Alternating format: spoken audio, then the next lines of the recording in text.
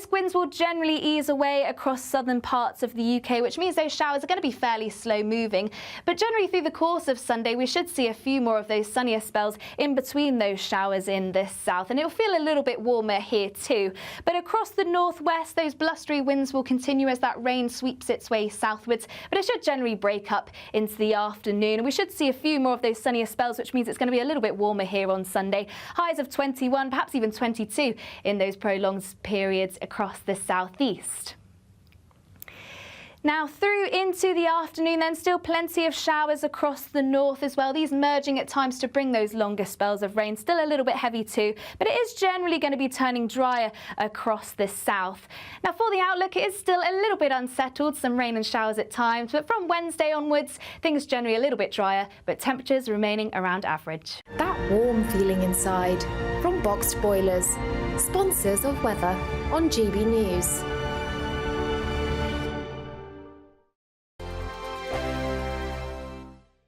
Don't miss out on your chance to win our Summer Spectacular. And have we got a prize for you? First, there's a totally tax-free £15,000 in cash to make your summer spectacular. Spend that extra cash however you like.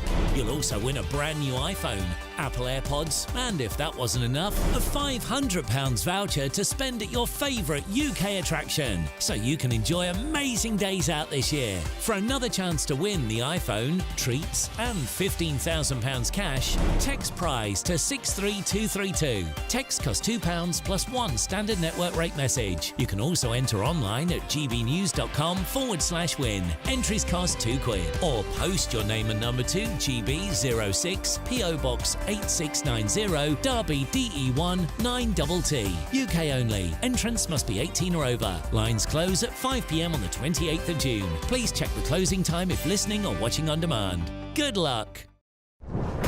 This is GB News, and we are Britain's election channel. This vote may seem to be about the politicians in the media, but it's actually about you. And we won't ever forget that. Join us up and down the country as we follow every moment together. Now more than ever, it's important to hear all sides as you make your decision ahead of polling day. We're here for you. This is GB News, the People's Channel, Britain's election channel. It's midday. Good afternoon, Britain. your lunchtime update on the stories that matter across the UK. From breaking news and insightful analysis, inspiring stories and lively debates. Are you comparing yourself to a former Prime Minister? Which is it? Stay informed, stay updated, stay entertained. I just don't know how anyone would not want to be there. Every weekday from midday. We are Good Afternoon Britain, only on GB News. Britain's news channel. In the GB Newsroom, we bring you the news as it happens. With our team of dedicated journalists across the UK, GB News brings you accurate reporting of the day's topical agenda. When the news breaks, wherever and whenever it's happening, we'll be there. This is GB News. The People's Channel, Britain's news channel. If you want your news to be straight talking... This is a nightmare for the Conservatives again. Down to earth. It's not just Nottingham where this is happening, is it? And most importantly, honest. Hard-working, middle-class taxpayers, they'll get their book thrown at them. Then catch me, Martin Daubney, Monday to Friday, 3 till 6 p.m. on GB News, Britain's news channel. Every Saturday, 10 till 12, we'll bring you all of the news that you need to know. We'll also remind you that there is so much to smile about. It's my favourite time of the week. I get to relax, enjoy some light-hearted stories, and let Ellie teach me about fashion too. That's Saturday Morning Live, every Saturday, 10 till 12. Only on GB News, Britain's news channel.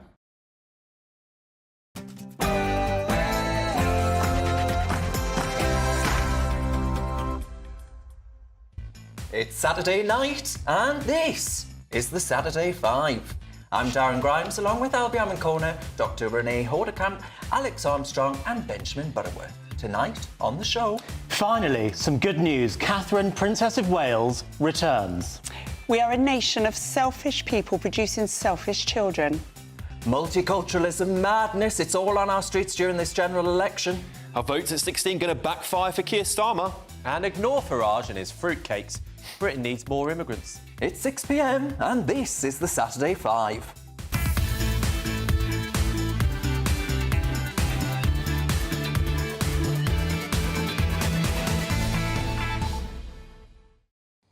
A very warm welcome along to the Saturday Five. This is the only televised debate show which doesn't feature Nigel Farage campaigning, of course, to be the future leader of the Conservative and Unionist Party, Angela Rayner moaning about 14 years of Tory rule, and viewers messaging in about Penny Mordaunt's ever-expanding hair.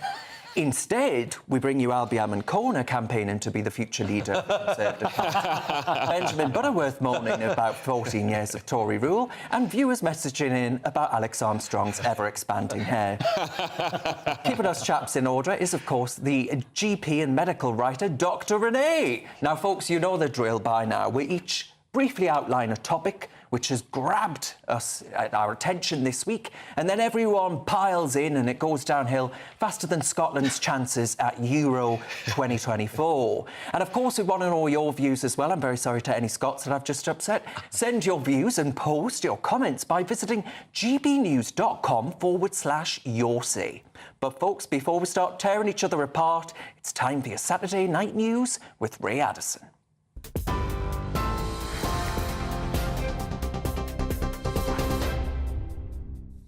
Cheers, Darren. Our latest stories. The Princess of Wales has resumed some public duties as she continues her cancer treatment. Crowds cheered as Princess Catherine appeared with the King and other members of the royal family on the balcony at Buckingham Palace. A 41-gun salute and an RAF flypast marked His Majesty's official birthday following the Trooping the Colour parade. Post Office campaigner Sir Alan Bates, former Prime Minister Gordon Brown and actress Imelda Staunton are among those recognised in the King's birthday honours list. The former sub-postmaster says his newly awarded knighthood is recognition of the, quote, sheer hell that hundreds of Post Office workers went through. Leader of the Lib Dems, Sir Ed Davey, has praised his efforts to expose the Horizon IT scandal. I want to congratulate Alan Bates. This is thoroughly deserved, and he said it's not just for him but on behalf of all sub-postmasters, and that's really good news. He fought the system, sometimes single-handedly, but he fought it bravely and he won, and that's all to his credit. And I think we need now to get the compensation he's talked about. Meanwhile, the Lib Dem leader has been tackling a racetrack and a trampoline as well on the election campaign trail. We have liftoff! Bouncing the poles coming. Campaigning in Surrey, he said he hopes blue wall gains will keep his party in the running for the opposition. Sir Ed is pledging to scrap elected police and crime commissioners to boost frontline policing. The Prime Minister says he'll stay on as an MP even if the Tory party loses the general election. Rishi Sunak said he'll fight to the last day as he responded to a question about a YouGov poll which shows that Reform UK has overtaken the Tories for the first time. The party's leader, Nigel Farage, has suggested he can be the voice of opposition to Labour, but Veterans Minister Johnny Mercer told us a vote for reform is a vote for a Labour government. Do you want to pay more in tax, or do you want to vote for a party that has tax reduction in its DNA to try and improve public services and you know, fight these challenges around migration and the economy that we know are ongoing? Or are you going to write a blank cheque to a massive majority for Keir Starmer to have unchecked power, dealing with yet again a guy who believes in absolutely nothing at all and will say anything to gain power? Elsewhere on that campaign trail, Labour is promising 40,000 extra NHS appointments a week, but experts are questioning the funding details. Sir Keir Starmer was asked if the plans would leave staff unable to cope. If the list was to increase at the same rate as it's increased since Rishi Sunak has been Prime Minister, we would get, if we had 5 more years of the Tory, to 10 million on that waiting list. That's why it's so important that this election is seen as a change election, the opportunity to turn the page on that, usher in a Labour government that is absolutely committed to rebuilding our country. The PM is among more than 90 Western leaders at a Ukraine peace conference in Switzerland. They're hoping to put pressure on Russia to end the war, saying any credible steps towards peace need Moscow's participation. President Putin has proposed a ceasefire, but only if Kyiv withdraws its troops. President Zelensky's described the condition as absurd.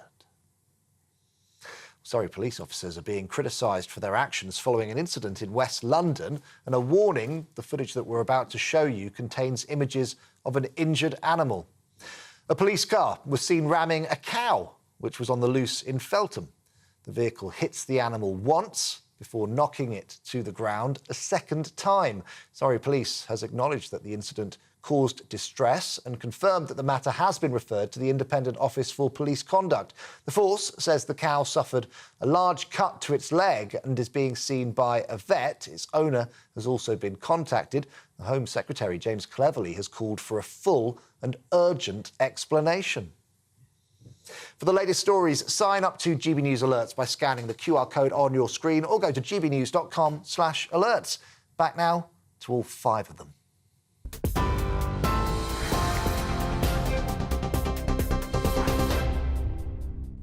Thanks, Ray. It's Saturday night and you with the Saturday 5. I'm Darren Grimes and I can promise that you're in for a very lively evening. Let's crack on with tonight's first discussion. Which reprobate's going to kick things off? I'm going to be kicking things off tonight, Darren, and it's good to be talking about some good news. It was glorious to see the return of Catherine, Princess of Wales today at Trooping the Colour, and it just made me feel all warm and fuzzy inside. And do you want to know why it made me feel all warm and fuzzy inside? It's because it's nice to see a story about cancer which doesn't end up in someone who is seriously ill or someone who is dying. Cancer has affected my family in the last 12 months' time.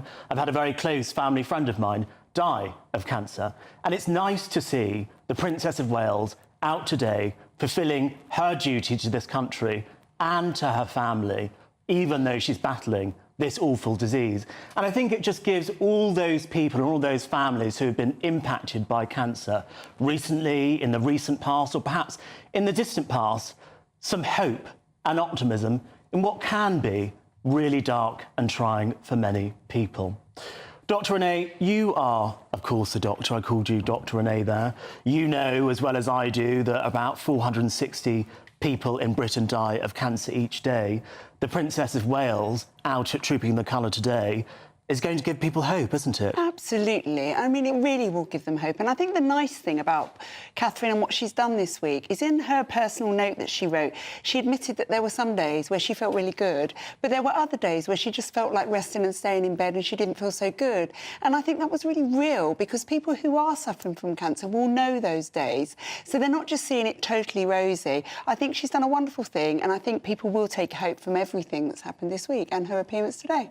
Darren, were you at all worried that maybe she had stepped back into royal duties too quickly? I think there was certainly pressure applied, you know, the tabloids and the fact that people were saying that there was some conspiracy when she was seen at the Windsor garden show, wasn't it, that she was clocked at, and they were saying, well, hang on, I don't think that was actually her, and all these rumours going around that it was a body double.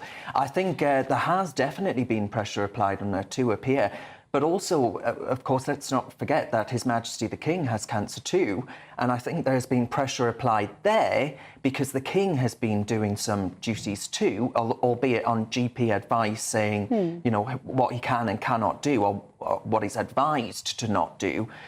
So I think there has certainly been pressure there. But I think she does fundamentally feel an attachment to what took place today because, of course, she was made Colonel of the Guard, wasn't she? So it is something that is profoundly important to her, and she feels a deep sense of service, and I think that was evident today. I just hope she's not overdoing it, you know. I hope she genuinely is feeling up to it. Benjamin, what was your takeaway from today's events?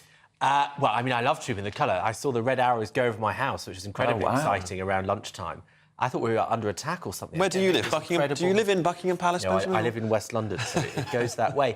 But, you know, I think this will bring a lot of hope to people for the very reason that you set out, that there will be an enormous number of people who are in a similar position to her at the moment with cancer. And to tell that story, that they can still go out there and do things and feel joy. And you can only imagine, I imagine as a GP you might come across this, but hopefully it gave her a lot of hope in a moment like this, because it must be pretty lonely, pretty isolating. You know, someone who has, you know, an incredibly public life for the best part of 20 years, who now will have a very small life while she battles this condition.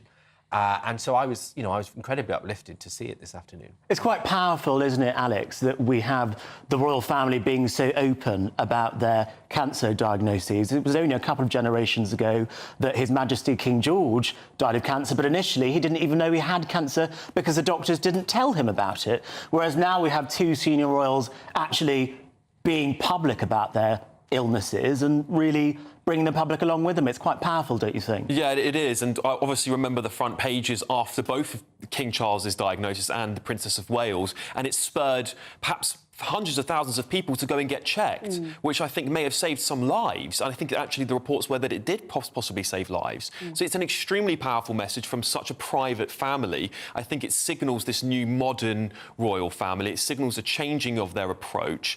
And I'm really pleased that Kate's come out today. I think it's put to bed all those nasty trolls. And I know we saw some trolls just again the other day, putting out these ridiculous statements about her picture in the woods where she had that really beautiful photo of her saying, oh, it's been photoshopped again. So for her to come out today, being seen as well, being seen happy with her children as well, I think has really, really set the tone. Yeah. And I'm so glad. She looks stunning. She looks beautiful. She does, and she's so brave. But Dr. Renee, there's some statistics and data to show us actually cancer outcomes in this country are getting poorer in the 21st century, or at least the most recent part of the 21st century than before. Why do you think that's happening? So I think it's a combination of things. I think it's lack of awareness because people have been locked up for 3 years under COVID, and lots of health messages just got lost in there that actually should be at the forefront of people's minds. People were worried about coming forward. We're actually getting unhealthier as a nation because our food is mainly ultra-processed now for lots of people's diets, which we know causes obesity and causes cancer.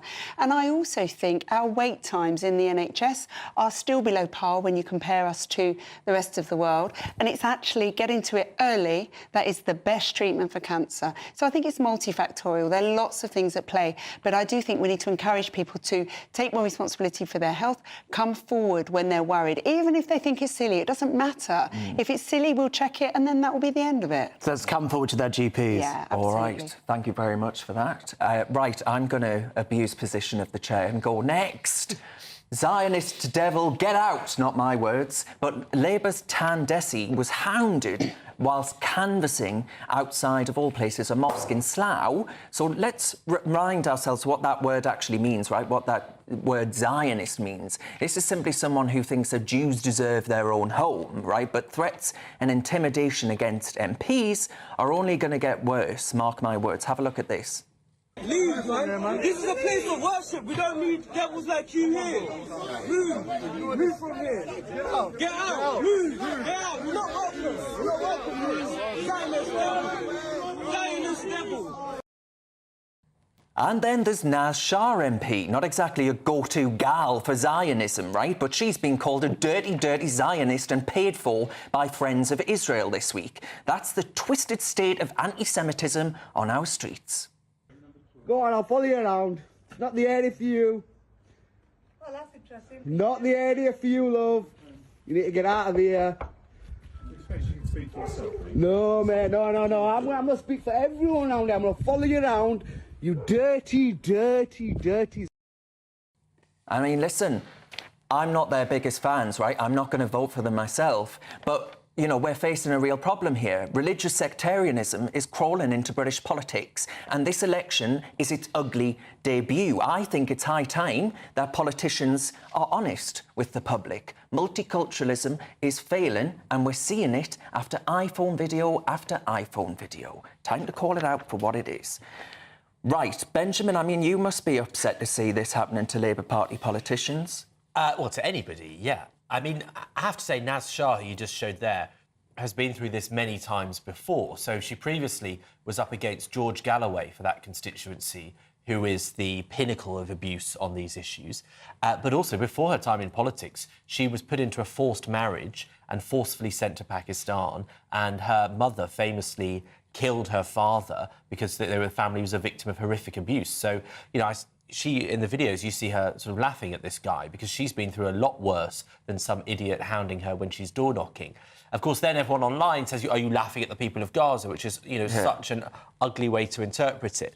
I don't know if it's religious sectarianism, though, because many of the people, I mean, not the Sikh man first, but Naz Shah, for example, is a Muslim. So it's not really a religious issue, but it's that they've taken what I would consider a slightly extreme view on the issue of Gaza. But I think we have a problem. Well, it's religious in the sense of they're using Zionist as being interchangeable for Jew, essentially, right? They're calling out Jews and people associated with them, are they not? I mean, they probably are, but those people were, many of them are Muslims that were involved, so I don't think, obviously I wasn't anti-Semitic when it's aimed at a Muslim woman. But I think we have a problem with the way we think it's appropriate to speak to politicians. So tonight, Rosie Duffield, the Kent Labour candidate, she said that she won't do any hustings in the constituency because she fears abuse. And I think you're seeing lots of these examples, and there needs to be a reckoning that a democracy does not mean you can shout at people who put themselves forward for public office. But do you not think that you have stoked up that sentiment? Because actually Rosie Duffield, were she to appear on this show and speak about her views around sex and gender, you'd be telling her she's a bigot. Yeah, and that's my right, because that's a democratic act. Well, you just said we need to speak nicer to politicians. Because that's quite different to shouting at someone in the street or at hustings. And she'd be entitled to say the same back if she might think it. But that's quite different to people that don't seem to know where the line is, who shout and abuse politicians. You know the hypocrisy of all of this, particularly from the Labour group, and we've seen a lot of them online over the last few weeks. When Nigel Farage was hit with that milkshake and then consequentially with the coffee cup and the rock, whatever it was, he was laughed at by the left, the likes of Owen Jones, calling it art. They are encouraging this behaviour. So they're stoking the flames, inflammatory flames, that this is acceptable. It's acceptable to hound politicians at their home or on the street. It's acceptable to throw things at politicians you don't like. This is demeaning to our democracy. It's taking the whole level of debate to a whole substandard level. I assume in that case you condemn people like Tommy Robinson and the incidents that have happened, which you constantly celebrate online. What do you think I've celebrated online? Into utter thuggery. I've never celebrated that online. What are you talking about? Like in November of last year, when there's all sorts of scenes, and you constantly defend those people. No, I don't. Those people do much politicians. I think you need to be more specific, because I've never condemned anyone who's patriots. Well, some of those people were just out celebrating St George's Day. Not all of them were violent. You can. Alex sees both and likes it, I think. No, absolutely not. Tommy look, I think it's to defend himself, right? So he would argue that actually in November, what MPs did he harass and hound? No, I'm saying calling them dirty Zionists. They are political figures who inflame tensions, who constantly get into violence when they have their so-called gatherings. Well, they had a gathering. Early July, they had a gathering so on many the people streets. like Alex on the right who excuse that behaviour and then complain. Hang on, let me just defend myself. They had a mass gathering in July and there was no outbreak of violence. There was no outbreak of violence at all. And I think, look, to sit there and say that I defend people that are violent is completely a massive mischaracterisation of my politics. So I really take issue with that, Benjamin. And lastly, what I will say is this, is that there's plenty of people in this country who are fed up with two-tier policing, fed up with the failed multicultural state that we're trying to force onto people, that want to go out and protest, and there's always going to be people who are violent. Yes, and we should call those people out, and I always will. Albie, just before you comment, I just want to show this picture of Ahmed Yaqub, who is standing in Birmingham Ladywood, and the MP, which Benjamin Butterworth is going to remind me of, is called... She's in the Shadow Cabinet. No. Shadow Cabinet. Yes, that's it. Well done, Albie. And this man is standing against her, Ahmed Yaqub, and he did stand for West Midlands Mayor, and on his leaflet, of course, and advertisements, it said, "Lend Gaza your vote." And I just wonder, Albie, if you think this is a sure sign of that, what I call religious sectarianism entering British politics. Why is it religious sectarianism? Because the guy is a Muslim and is pro-Gaza. Well, that's religious sectarianism. And they're calling people dirty Zionists on the streets. But that wasn't the same person. You were kind of conflating lots of different issues in order to kind of come up with this straw man of religious sectarianism. When people have asked me this question about whether or not people being political about their opinions on Israel and Gaza is religious sectarianism, you only seem to call it religious sectarianism when it's the Muslim side organising and doing things, and not that's That's my issue with it. And if you're going to make that argument, if you're going to make that argument, then would you also say that the opposite side is religious sectarianism? There's always been people that disagree about the issue of Israel and Palestine in this country. And why only now are you calling it religious sectarianism? It's just people... Because I think when you look at the sort of things that are happening on the streets, you're seeing a lot of anti-Semitism. I'm not seeing a lot of Islamophobia coming from the other side, the Israeli side. Islamophobia increase as well as anti-Semitism. Not to the same degree, but it has happened. Where is there a voting bloc called, like, for example, the Christian vote? There are many Christian groups within politics. Called the Christian vote, as big as the Muslim vote. Look, the Muslim vote, the organisation, the Muslim vote... Can you name it? Because I can't name one. I don't understand what the issue is with a group of Muslims deciding they want to start a political group. There are literally... So how is that not religious sectarianism? You're tying yourself up in knots. There are Christian political groups, there are Jewish political groups, there are Muslim political groups. You only call it religious sectarianism when it's a Muslim political group. That is the I only call it religious sectarianism when we have people on the streets calling for jihad and intifada but you're and just shouting conflating lots of different things. At members of I discredit your argument, then you say something else ridiculous. Well, you didn't. You're not making yourself a coherent point as here. usual. You want to talk about the Muslim vote. You want to talk about people talking about jihadis. You want to talk about people who are pro-Gaza. You're trying to make this point about religious sectarianism that I'm just not seeing. I just think that you had a perfect opportunity to defend multiculturalism there, and you failed. What's this to do with multiculturalism? Because you're like a dog with a bone. You keep bringing it up. People are allowed to be pro-Palestine, and people are allowed to be pro-Israel without people like you saying multiculturalism has failed. I don't say multiculturalism has failed because people are pro-Israel or pro-Gaza or because I disagree with them. You just come up with the same old argument regurgitated. It's been a massive success story, every time. Everyone at home will agree with you, no doubt. It's been an overwhelming success story. Suella Braverman is wrong. Suella Braverman is wrong. Is right. Yes. Yeah. Couldn't have put it better myself. Well, there we are. Still to come tonight, Albie will try a coherent argument when he answers. Are young people becoming more right-wing, and should kids be allowed to use tablets, these iPad things, at weddings? But next, politicians of all stripes can't wait to tell us how they're going to cut immigration. But one of us here tonight thinks they should be doing the opposite. I wonder if you can guess who. He's looking for a boyfriend, I think. You're with the Saturday Vibe, live on GB News.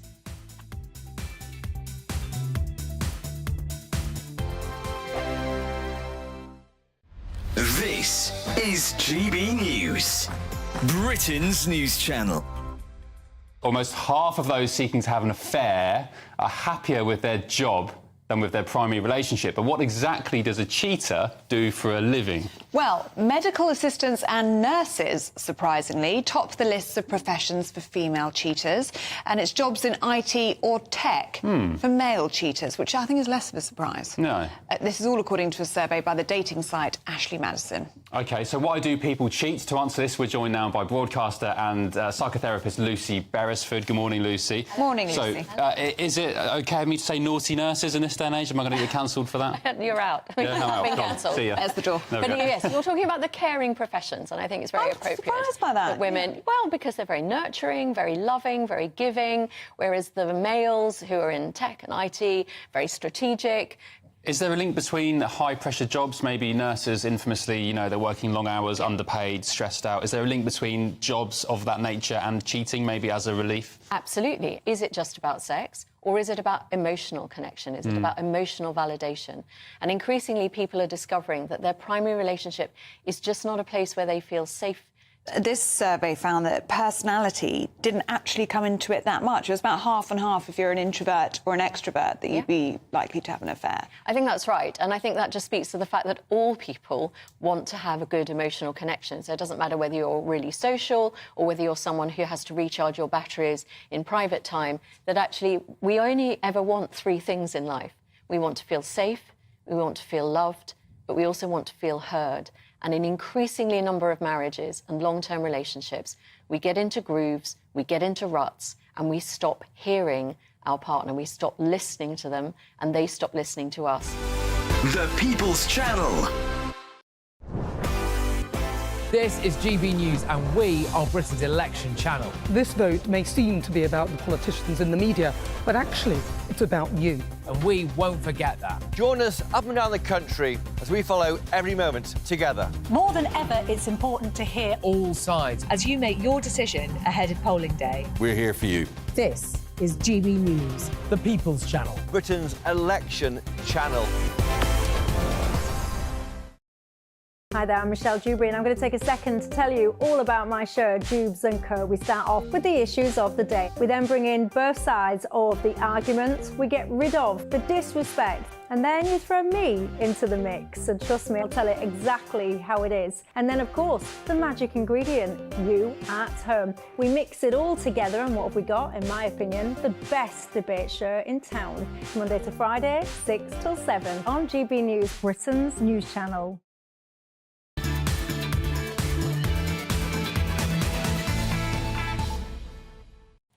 Welcome back to the Saturday Five. As always, thank you very much for your emails and messages about tonight's topics. Now, regarding Her Majesty, the Royal Highness, the Princess of Wales, appearing at Trooping the Colour, Starbreaker 2012 says, "Hear, hear. I'm a Republican by heart, but the Princess has earned my respect." That's nice, isn't it? Now, Melissa says, "So good to watch the Princess of Wales attend the King's birthday parade this morning. The way she's handled her serious health problems is so impressive. Much love to her and her young family." And, of course, we must mention the King too, right? Now, it's time for our next debate. Well, you're in for a treat with this one, I'll tell you that much. Well, today Suella Braverman came out and said that the Tories' woes are because of levels of immigration, which begs the question, if only you'd had the chance to be Home Secretary twice.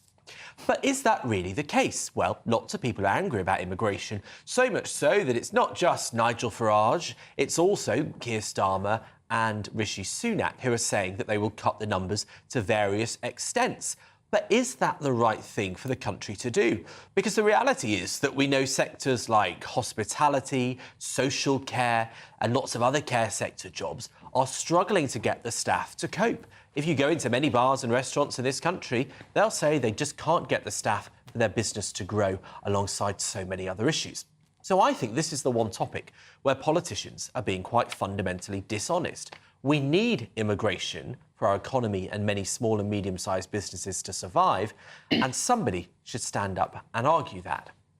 Now, Darren, I can feel your view without you saying it.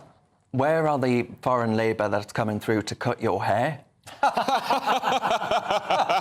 I do actually go to a Turkish barber's, so... You don't go often enough. Yeah, not for 2 weeks. Look, I think fundamentally, I think you all take on your side of the argument, Benjamin, I think you take a very anti-the British people view, because I think you are unambitious for the British people in saying that actually, the lazy Brits won't do it. Let's not bother trying to pay them more. Let's rely on this injection we constantly crave, that businesses use as a crutch for low wages to get people over here. You know, my brother works in factory work, Benjamin, and he competes with people who can undercut him.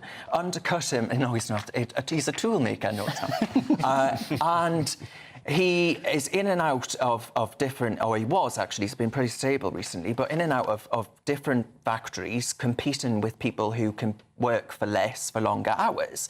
Now, that to me is a sign of an immigration system that's in complete failure, because you have provided... Basically, you people always wax lyrical about how businesses and capitalism are undercutting people and how the rich in society need to pay more money. Yet at the same time, you say, let's continue to give them untrammeled access to foreign people to come here and fill the jobs that you think British people don't deserve to be paid more in. But it's a mistake to say that, because one of the factors of us having a more educated economy is that the number of people that want to do those jobs is fewer than it would have been. That's why immigrant labour is so useful to do it. But it's also the case that, we've had significant rises in the wages of the lowest paid around COVID, and yet the numbers of people wanting to do those jobs didn't improve. And so you get a situation where anybody who set up a business, for example, a bar or even a care home, those kinds of businesses, is struggling to make ends meet because they can't get the staff to fulfil the business. No, it truly is, because then they can't be bothered to pay enough to do it.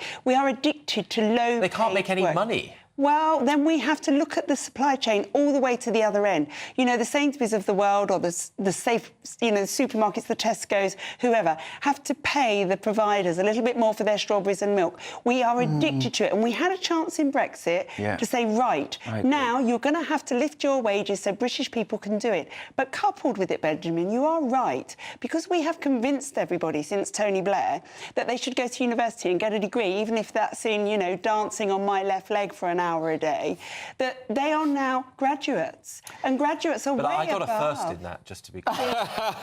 Go on, show us. But I do happen to agree with you, Renee, but the issue with that is, are British consumers willing to accept higher prices?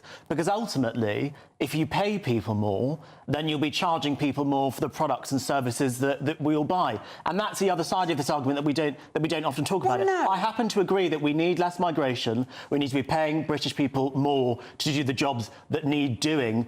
But that is also going to have a knock-on economic effect on the goods and services that those people are providing, because if you're paying the staff more, you've got to charge more for the services. Well, you haven't got to, because if you're Tesco's making billions of profit, you can afford to pay the staff more without passing that on. Shareholders won't be happy about that. That's not true, because supermarkets have a very low profit margin. Yeah, I hear it's this simply argument. the fact of scale that they make such good profits. That's fine. But this is they'll make a little bit less of their billions. But they would so easily go into negative. Profit margins in supermarkets are very this is a failure of globalism, though. We're talking like localism. This never used to happen when you would buy your groceries from the local store and have a little bit of community spirit. But it's because these big supermarket chains have eaten our local areas alive, and therefore they're constantly expanding. Well, this is why pubs are closing as well, right? Yeah. And what you do when you bring in this uncapped immigration is you lower the wages. We've lowered GDP, so no one's better off. Working people are certainly not better off. You make it harder for people to get into jobs, and then what do? You slap on DE&I on it, so people who are actually born and raised here, like the BBC now, it's twice as unlikely to get a job at the BBC as somebody from a BAME or a minority background. These are all part and parcel. These are part and parcel of the same thing, Albie. They're part and parcel of the same thing, because it's all being pushed by globalised companies. Higher prices for consumers. How do we tackle that if we increase wages for workers? You're asking me how if we increase... Well, this is part of the supply chain, as Renee said. You've got to go back to the fundamental principles of the economy. We're talking about globalised businesses who are desperate to destroy our local communities and take over. So what they do is they lower prices originally to beat out the local competition, and then they rank your prices right up. So we've actually got to just reject these big supermarket chains and go back to the way that things were before, where you have a local grocer and you buy it from the local farm and have a much better society for it. Utter nonsense. What you're saying there is that people should work for politics, not the other way around. The idea that people should be paying more and have less money and be more fragile in order to justify the... But they're paying more now, and their GDP is lower, Benjamin. Food prices in this country are much lower than many similar countries, much lower, for example, than the US. And so, you know, the fact is that we need those immigrants to fill those roles. And immigrants have a higher number of people in employment than the British-born. It's 4% higher from people that come to this country. So you simultaneously say, oh, they're coming over here for the benefits and apparently taking your job at the BBC. OK, right, we'll have to leave that one there. Still ahead, though, should kids be watching their tablets during wedding speeches, or is it the height of ignorance? But next, does the success of populist parties at the European elections, remember them, show that young people are starting to lean to the right? You're with the Saturday 5 live on GB News.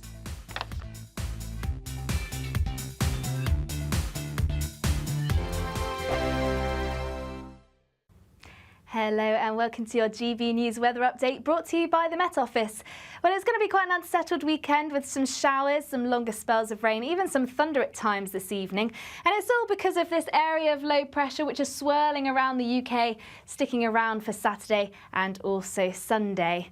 Into this evening, we'll see plenty of showers move their way across the UK. These are a little bit heavy at times, particularly across central areas. And we'll also start to see some longer outbreaks of rain move their their way southwards into parts of Scotland, and a fair amount of rain around tonight, which means it's going to be a mild night on offer. So to start off on Sunday then, these outbreaks of rain will slowly move their way southwards across parts of Scotland. This could be a little bit heavy at times, particularly as it does push up over the hills. Elsewhere, it's going to be a bit of a mix, some clearer spells, but also still the odd shower at times too. A little bit blustery across the northwest of Scotland and a little bit blustery for a time across southern parts of the UK, but winds generally easing by the time we reach Sunday morning. On the whole then, for the second half of the weekend, a fairly unsettled day with showers, some longer spells of rain, and as the winds ease across the south, the showers will be fairly slow moving at times, but there should still be plenty of sunshine in between those showers, and the rain across the north will gradually break its way up through the course of the afternoon as well. A little bit warmer compared to today, 21 degrees across the southeast, perhaps even 22 degrees if we see those prolonged sunnier spells. To start the week then, still plenty of showers across the northern half of the UK, still merging at times to bring longer spells of rain, but overall a largely dry day across parts of the south and southeast, with still plenty of that sunshine on offer. There will still be some showers in the outlook, however, from Wednesday onwards, plenty of dry weather on offer too, with those temperatures remaining around average. Are the newspapers getting you down? My wife didn't divorce me that month. Struggling to separate the wheat from the chaff? I know that it's a bit of a circus at the best of times. Well, don't worry, Headliners has got you covered. We'll take the burden of reading the day's news, and if we get depressed, who cares? It's an occupational hazard, frankly. That's Headliners on GB News from 11 p.m. till midnight, and the following morning, 5 till 6 a.m. on GB News, the comedy channel. Nah, just kidding. Britain's news channel. I'm Tom Harwood. This is GB News, Britain's news channel. Join me, Nana Okoye, for an informative, interactive news programme with a difference. It's fun. It's true. You're not wrong. No one will be cancelled. Lovely. Join me from 3 p.m. every weekend, only on GB News, Britain's news channel.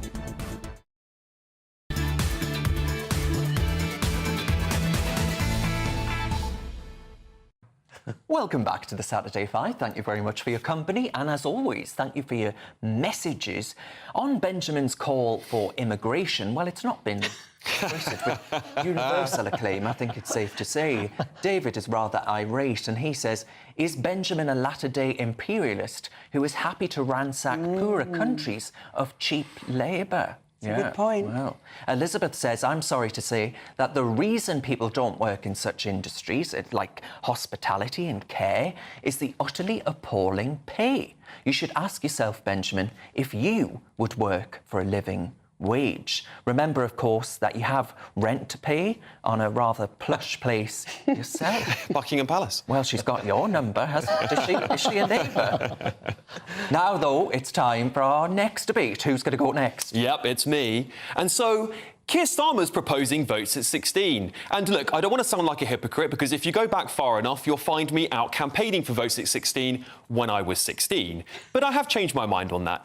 Now let's have a little look at what happened across the European Union last week. We saw a sweeping of right-wing parties rejecting the globalist leftist narrative that has dominated politics for the last 20 years. And a massive contributing factor to that is that some of those countries, including France, Belgium and Greece, have lowered their voting ages to 16 and in some cases 17-year-olds who are now in the franchise. So what's the total outcome of that? Well, we found that 17% of them are voting for right-wing parties. So, with Keir Starmer planning to get more votes by gerrymandering the election to swing it towards the left, is that going to backfire in the long run? Have a little look at France, Keir, and maybe you'll think twice.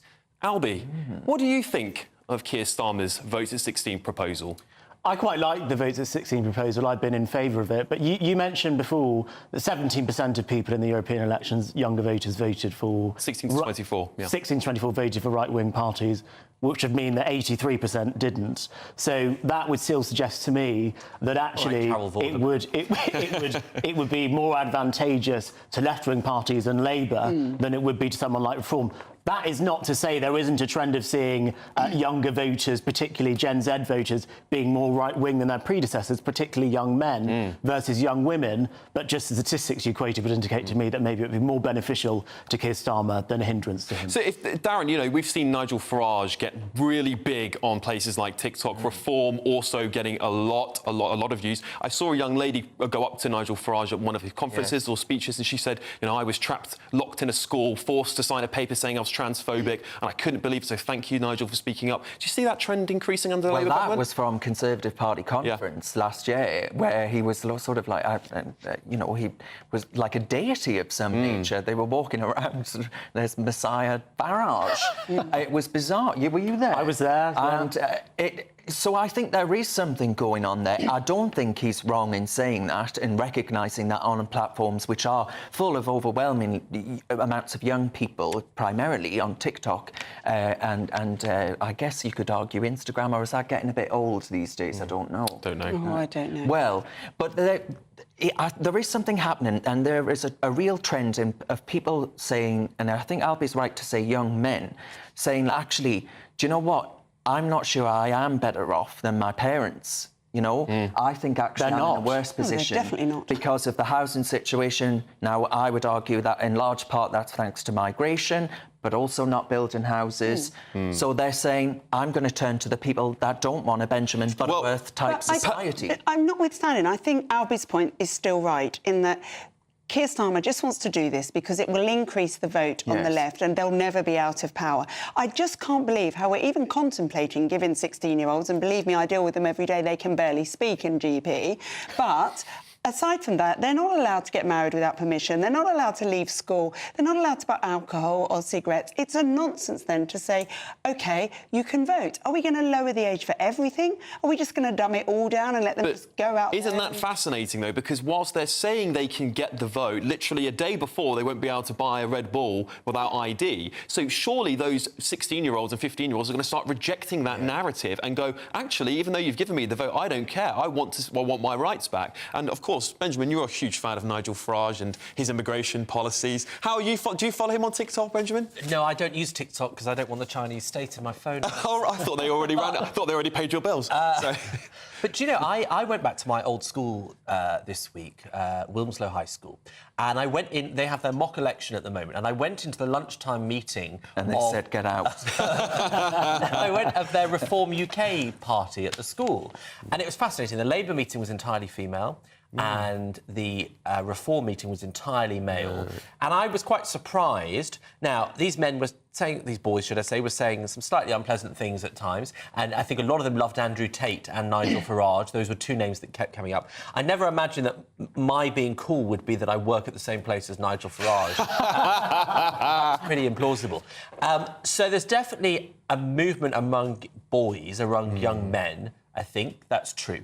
But look, I looked at the polling. 4% of people under 24, 16 to 24, would vote Conservative, and 5% would vote Reform, compared to more than half of them wanting to I thought it was 10% for both, but maybe not. No, in fact, under 50, only 10% would vote Conservative. So, you know, the idea that people have gone right-wing is complete nonsense. But, you know, this nanny state that the Tories and Labour have developed over the last 20 years, do you think that's going to backfire on the two major parties with young people in the long term? I think the fact that the two major parties have really screwed over the younger generations in this country over the last 30 years is going to backfire on them massively. And Labour have one chance to sort it out. Otherwise, I do think we're going to start to see surges in right-wing populism, like in Europe, in the UK, with younger voters. But do you think...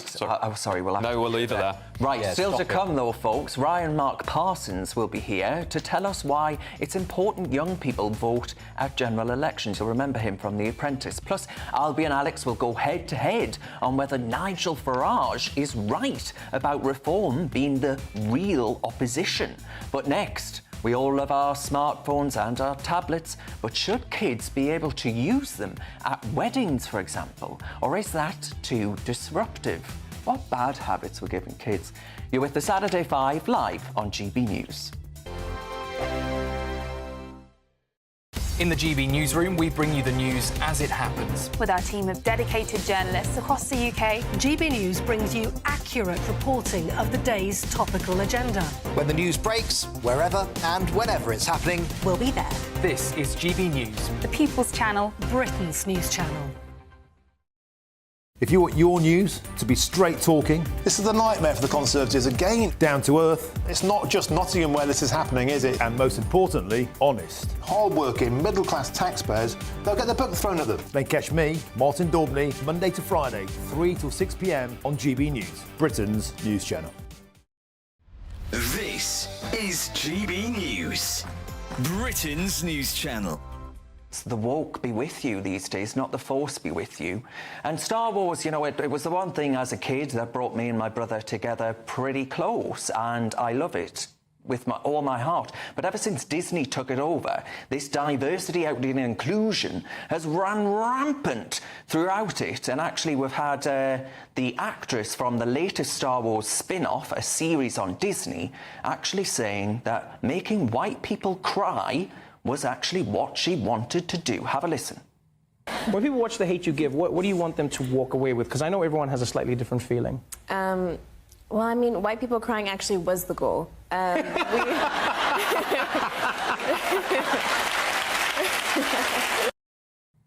Yeah, so that diversity, equity and inclusion running rampant throughout Hollywood and ruining really good franchises. Actually ensuring, apparently, R2-D2, the little robot, you know, that scoots about and gets on the starships and all the rest of it, apparently that could be a lesbian now. She's What half say you? white, this actress. This is what I don't understand. She's half Danish, then half African-American. I have skin in this game, as you know, with a mixed-race child. Nobody ever sees a mixed-race child as half white. They see them as black. We used to say that to focus on the colour of someone's skin was rampant racism and therefore we ought to reject it. Now we're saying actually potentially the only thing that we should notice about a person is the colour of their skin. I don't really think she was actually wanting white people to be sobbing, and it wasn't malicious, but it's just this silly kind of ruination of something that's meant to be entertainment and fun. I wouldn't go as far as to say Star Wars is art. I'm not as I love some. It is, you know, excluding people. Yeah. It's actually dividing people. Once again, by the colour of their skin, we are teaching people to not like each other. The People's Channel. Join me, Neil Oliver, every Sunday night at 6 p.m. on GB News. And if an hour is not nearly enough for you, go to gbnews.com for special extended episodes online every Friday at 9 p.m, where we can truly get into the nitty-gritty of what's going on. GB News, Britain's news channel.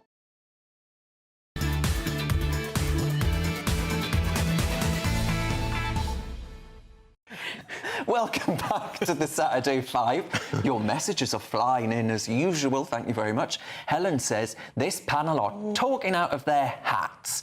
They haven't got a clue. I work in one of those low-paid jobs. Corporate greed is alive and well. These big parties work on the mentality of more, more, more at the expense of we, the people. That's Benjamin told. I agree. Now it's time for our last debate of this hour. Who's next? It's me. Ah, I could never have guessed. OK, guys, so this week a mum blew up the internet when she asked the question, is it really OK for a child to sit through a wedding reception when the speeches are going, playing with their iPad and no headphones? Now, this is close to my heart because it's not just children, is it? Let's face it, we're in a society now where adults and children alike are constantly scrolling through their TikTok, their Facebook, their Instagram, music videos, Candy Crush with its plinky-plonky music, on trains, in doctors' surgeries, on planes, without headphones.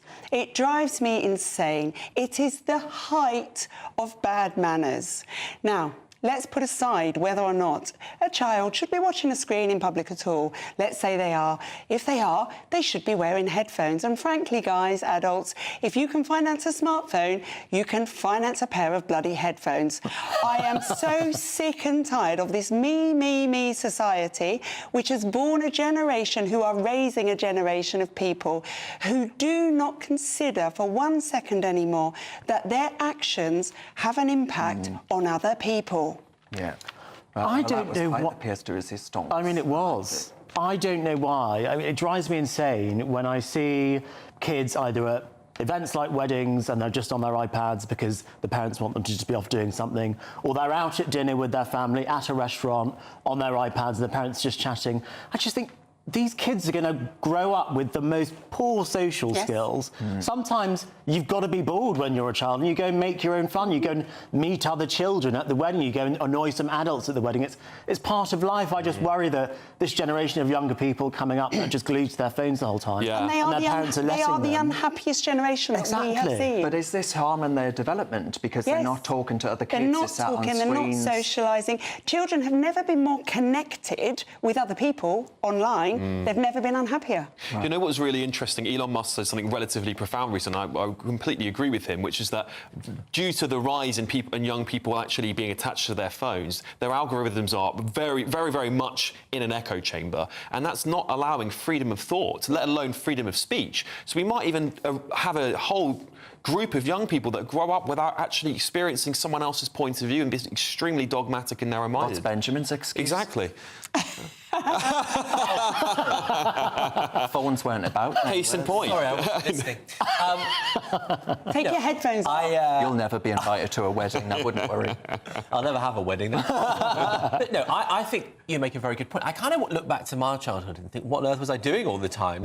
But somehow you fill the time, right? And I think the one thing that I would fear is that it's in that empty time of childhood that your imagination takes hold, that you have ideas and get creative. I remember I used to, this is so dorky, but I would come up with entire schedules for TV channels. I'd rewrite the whole thing for the week, and I would draw houses and do architecture and things that would just fill weeks on end of spare time. And if you're staring at a screen and overstimulated and artificially stimulated by whatever's on the iPad, I think it's stopping that development. It is, and the evidence is clear. It's really weird, actually, because if you read any mental health books, Abigail Schreier has just written a brilliant one called Bad Therapy. You know, she says that if you said to somebody who had a really bad cough, you need to stop smoking, you'd hope they would do that. If you say to a parent, your child's mental health is so poor because of the screens, they just carry on. We are damaging our children. But OK, if parents want to damage their children, leave them to it, but give them a pair of headphones and stop being so selfish. The only thing I'd say, and I think you're the only parent on the panel tonight, but, you know, kids must be pretty draining. They're there all the time, right? And so you're at a wedding, you're at a family event, you just want some peace, you just want the kids to not be nagging, to not be complaining, not risk a tantrum. Is it not OK, especially you mentioned when you go out to a restaurant, to stick the iPad in front of them, because at least then you just get a bit of peace as well? If you do that, give them a pair of headphones. I don't do it. Our daughter does not have screens. We don't have a TV at home. She has a screen in the morning for 20 minutes and 20 so that she at least knows how to work. There was recently... I can't remember. Saturday 5. But we had an MP on recently who was proposing that we ban smartphones. Miriam Kate. That's right, for under 16s? What do you make of that, Renee? Yeah, I'd go for it, and I don't like banning things, but I would go for it. But I do agree, Benjamin, it's hard work. So when we go to a restaurant, we can't speak to each other, the adults, because the little 5-year-old never stops yakking. But that's a good thing. No, where I see parents with 2-year-olds on screens with headphones, it's really sad, because she can play on her own, she has an imagination, but she can also talk the hind leg off a cow. Well, ultimately then... Free next Saturday. You make more sense than Darren. They're talking about banning TikTok and things like that. Now, do you put down things like the phenomena that we're experiencing in issues like gender dysphoria, for example? Do you think that's down to people being glued to these things? I think it plays a role. I think it has a role to play. I think because the algorithms are so harsh that the moment they search, when they hit puberty and they just search, I feel a bit uncomfortable in my body, they get taken down that trans algorithm and then it just self-perpetuates. And then you get it reinforced at school, unfortunately. Well, that's true. Schools are a big problem as well, aren't they? But there's a matter of disrespect. It's just sheer disrespect to play your music out loud. I never did that when I was a kid.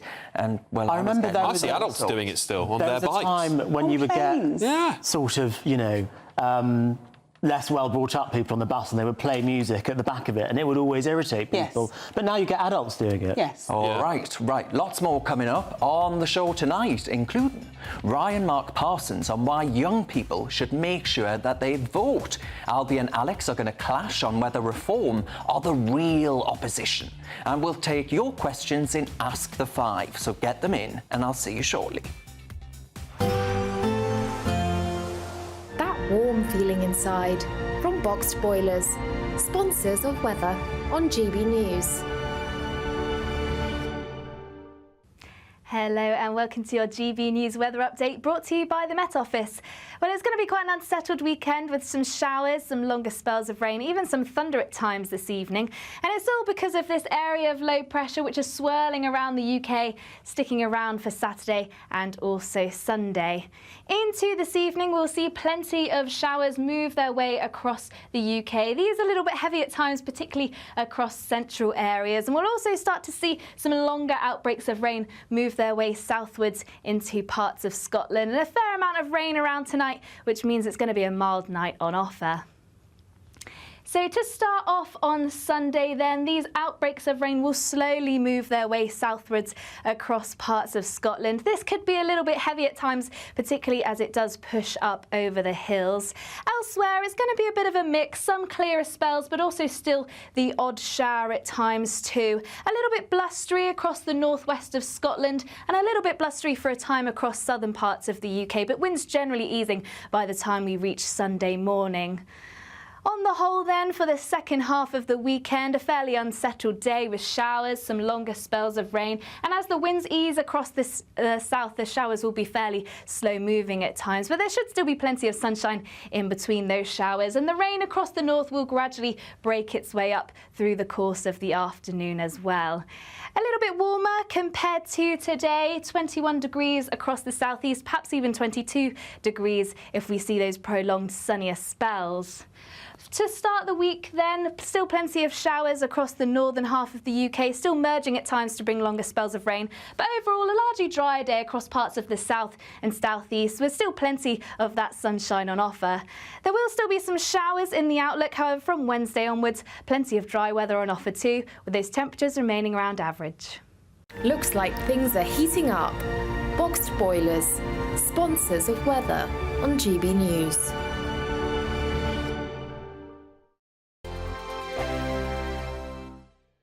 There's still time to win our Summer Spectacular with an incredible trio of treats, and you could win them.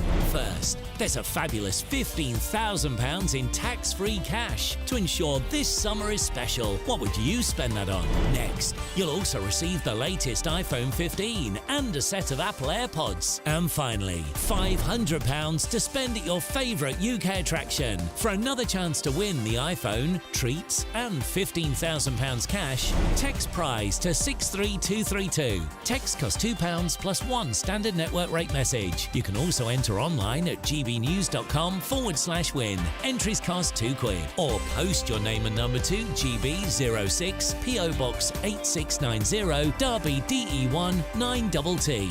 UK only. Entrance must be 18 or over. Lines close at 5 p.m. on the 28th of June. Please check the closing time if listening or watching on demand. Good luck. Britain's Newsroom. Weekday mornings from 9:30. I've got a grade 3 astrocytoma brain tumour. Once I was diagnosed, I tried to do my claim with my insurance company and was rejected.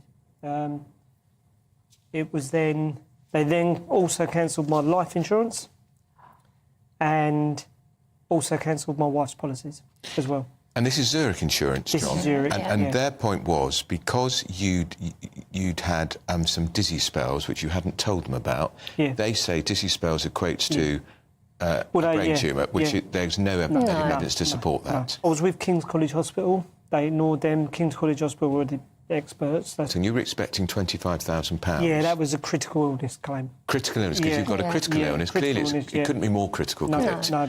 Michelle, you've got a lovely, poorly husband, and you're also worrying about paying the bills and what the future holds. Yeah.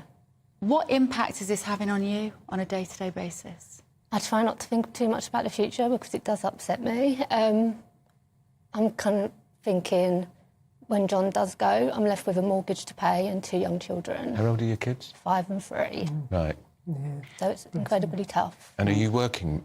I haven't worked since having the children. Right.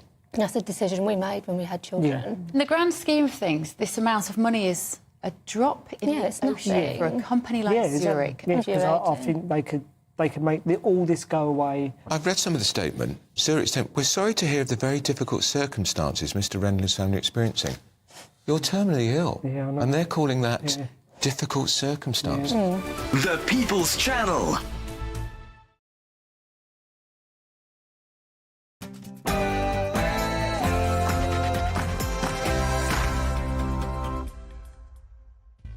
It's Saturday night, and this is the Saturday 5. I'm Darren Grimes, along with Albion and Corner, Dr. Renee, Alex Armstrong and Benjamin Butterworth. Plenty more to come tonight, including a conversation with former Apprentice star Ryan Mark Parsons on why it's vital young people should be voting at this election and what it's like being a Conservative as a young person. Plus, what should be a lively Saturday scrap, Albion and Alex will go head-to-head on whether Nigel Farage is right about reform being the real opposition. It's 7 p.m. and this is the Saturday 5.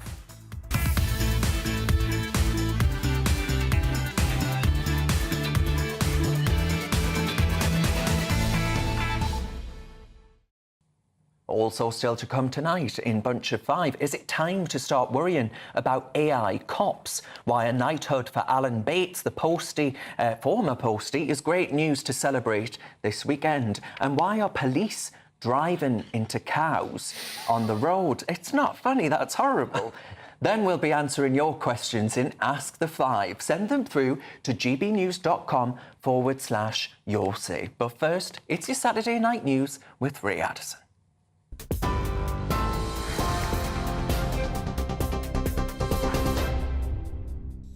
Cheers, Darren. Our top stories tonight. The Princess of Wales has resumed some public duties as she continues her cancer treatment.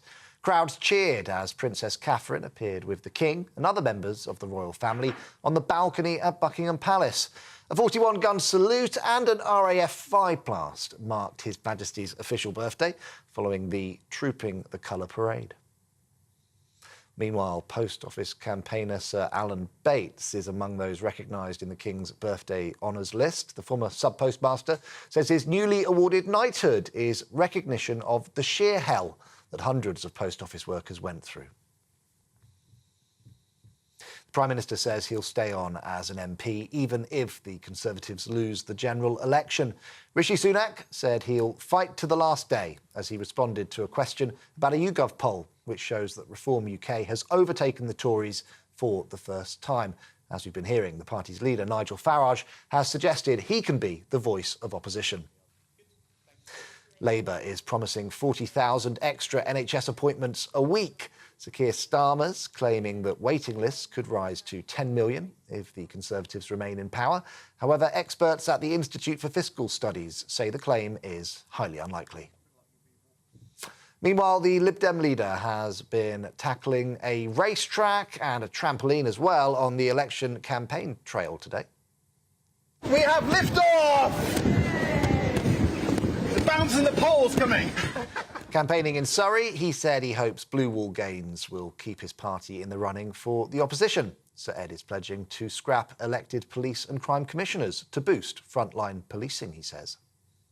The PM has slammed President Putin for failing to attend a Ukraine peace conference. Rishi Sunak is among more than 90 Western leaders attending the event in Switzerland. They're hoping to put pressure on Russia to end the war. Putin has no interest in a genuine peace. He's launched a sustained diplomatic campaign against this very summit, ordering countries to stay away.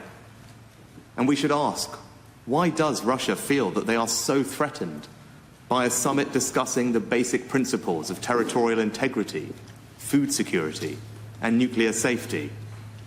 Instead, Russia's representative at the United Nations recently said, the only topic for any international meetings on Ukraine will be the unconditional surrender of the Kyiv regime.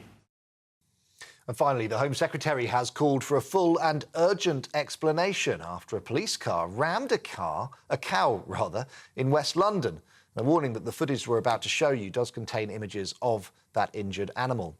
The vehicle hit the cow in Feltham before knocking it to the ground a second time.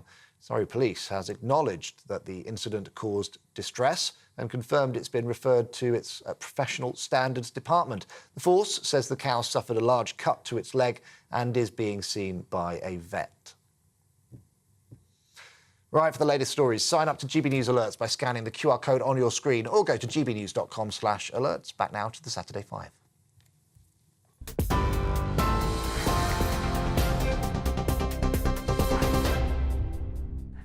Thanks, Ray. It's Saturday night and you're with the Saturday 5. I'm Darren Grimes and I can promise that you're in for another very lively hour. We're going to crack on with tonight's big interview. And one of the concerns ahead of this summer's general election is that the turnout could actually be at a record low, with particular concern that young people won't exercise their democratic right to have a say in how the country is governed. Well, one man that wants to reverse that is the former Apprentice star Ryan Mark Parsons, who's been out on the campaign trail and wants to make sure young people do get involved on July 4th. And he joins us now to tell us more. Good evening, Ryan. Hello. Thank you very much for your company. Ryan, what's it like being a young Tory? Because it must come with its, shall we say, well, social awkwardness, I guess. Yeah, absolutely. Whether it's in real life or social media. For example, today I did an interview with the Express telling the journalists that I've been out and about for about 3 weeks on the campaign trail, and the amount of abuse I've received since posting that post on X is insane. And you get it in real life as well. You go to social events, you might be at parties or at a club, I don't know, and somehow politics comes up and you mention that you're a supporter of the Conservative Party, and then you're instantly ostracized. And I don't get it. I mean, it doesn't seem to be the case that young people can accept any political discourse. And if you're not a socialist, you're not accepted. And I think it's absolutely insane. Yes, because that's the dominant culture, right? That it's more left-leaning. But I would like to apologise on behalf of Benjamin Butterworth for sending you all of those horrible messages. But I do wonder, I knew though, it was him. It was, wasn't it? I do wonder, though, how do you encourage people when, you know, we're talking about a smaller number when it, at least the polling suggests, when it comes to those who are younger and on the right of British politics. But how do you actually encourage people that are ostracised socially, perhaps, to actually get involved and want to be involved in something when they feel that they're going to potentially even lose friends? Yeah, it's really tricky, and I try not to take a cynical view on it, but I think ultimately you have to have a tough skin. And I've always, since the days of The Apprentice, when I did that when I was 19, I've always had a thick skin, and you just have to deal with the abuse and the visceral, because if you can't, unfortunately, you won't be able to be out and proud about your Conservative ways, because it just comes with the territory, unfortunately. And I don't think there's any way to combat that. And I think a lot of it is exacerbated by social media, because it appears to be trendy when I go on TikTok and other Gen Z dominated platforms to be on the left side of politics. It seems to be fashionable. So it's almost celebrated to go on these social media platforms if you are left-leaning. But if I put anything out about the Conservative Party on TikTok, for example, I'm immediately chastised. And I just think that's a great shame. Yeah, that is the case, and that's the reality. It's not healthy for democracy. Renee, bringing you in as a mother, how would you actually encourage your kids to feel that they're involved in the political process? Well, I think this is really interesting. And what I was going to ask Ryan is, I wonder if when he meets these people out who then instantly shrink back, if he actually pushed them to name policies from the party that they were supporting and compare it to the ones that you support, could they? Because then that comes back to, if they can't, education and parenting in talking to your children about all of the different parties and ideas that are out there. I wonder if these people are just following the social trend and could actually name anything for you. I think you're right. I think a lot of it comes down to education. But I've had these conversations with young voters on the doorsteps. Like I said, I've been on the campaign trail for about 3 weeks. And unfortunately, from my experience, this is all anecdotal, a lot of them don't actually want to have the discussion, and it just immediately gets shut down. Now, this is just my experience. I think it's a great idea. I think it needs to be welcomed, and I think parents need to be providing that education, that political education, even down to schools as well, to just broaden young people's political horizons when it comes to other points of view. I think that's definitely a good idea. Well, is it one other thing? Do you think that we're so protecting our children now about hearing things that they might find offensive, that that's also channeling them down one route, whereas we should actually be challenging them and presenting ideas to them that they might find difficult so that they can then have this debate? I think there is a growing sensitivity. I've experienced it every single day, more recently than ever before, where if you say the wrong thing, especially to young people, they just become very offended. And you're right, maybe there is a level of protection that parents are instilling upon their children where they don't want them to ever get hurt and they can't be offended ever. And I think it's really quite sad and soppy. I think really young people need to grow a backbone, toughen up, get a thick skin, because the reality of everyday life and the world is that you can't be mollycoddled forever. And you really just need to deal with the harsh realities of life. And that might mean if someone uses a wrong pronoun, that isn't necessarily offensive or malicious or callous. Someone's just made a mistake. But I've had so many instances where minor things come up, you use the wrong terminology, and you get immediately castigated. And I think that is a shame. Yeah. Or maybe we don't need another posh boy lecturing the country on why they should vote Conservative, quite frankly, Ryan Mark. I mean, you talk about young people... Oh, Benjamin, you say the same old thing every day and it's boring. Do you not think that's because the Tories have made life so much tougher for anyone under the age of 50, let alone a young person? And quite frankly, you going out there and telling them that they should be glad of the Conservatives, I think you're probably a traitor to your generation. A traitor. I'm not telling anyone how to vote at all. I'm going out there, sharing a message, and I'm actually I'm encouraging the discussion. I want there to be discourse. I want to have an intellectualized discussion with these people on the doors, and that's exactly what I'm doing. I'm not saying that you have to vote one way or the other. I'm just going to speak to young people, whether it's in this capacity or in other ways, and I welcome the discussions that I have with young people. I'm not instructing anyone to do anything. I mean, that's their choice. I'm giving my views and I'm outlining why people should vote for the Conservative Party, but that's really down to them and the ballot paper when it comes to the 4th of July. A little birdie told me we've got a picture of you on the campaign trail. Oh, there he is, the man himself. Yes. Mr. Sunak. You're taller than him. I think everyone is. Well, that's not that difficult. No. I mean, were you starstruck? I was a bit. Really? I was actually taking the Michael. What? Sorry? I was actually taking the Mickey there. You know, I wasn't expecting you to say you were starstruck. No, well, it's the Prime Minister. I mean, it's the Prime Minister. But it was an amazing opportunity. I was canvassing with Rishi on the doorsteps in Milton Keynes. And look, he was getting out there. He was being very intrepid. He was going to all of the doors. And I was there for maybe a good 15, 20 minutes. And I had a little chat with him as well after we took the picture. So, yeah, it was an amazing opportunity. And look, I think Rishi gets a lot of flack, especially recently after D-Day. But I think he's a very considerate guy. I've met a lot of politicians recently at an event in London. It seemed to be the whole of the Cabinet Office were there. And I've spoken to politicians, and you don't necessarily get that level of interest and attention. But when I was talking to him, you could see that he was really listening. And he seemed to care, and it was a very valuable conversation that I had with him. And I haven't had that with a lot of other politicians that I've met. All right. Who's got it worse then, you on The Apprentice or Rishi Sunak? Well, he's not dealing with Lord Sugar, and let me tell you, that's something that you don't want to deal with. Lord Sugar is someone that you don't want to stare down in the middle of a boardroom. But look, it's going to be tough, but that's my route every single day campaigning.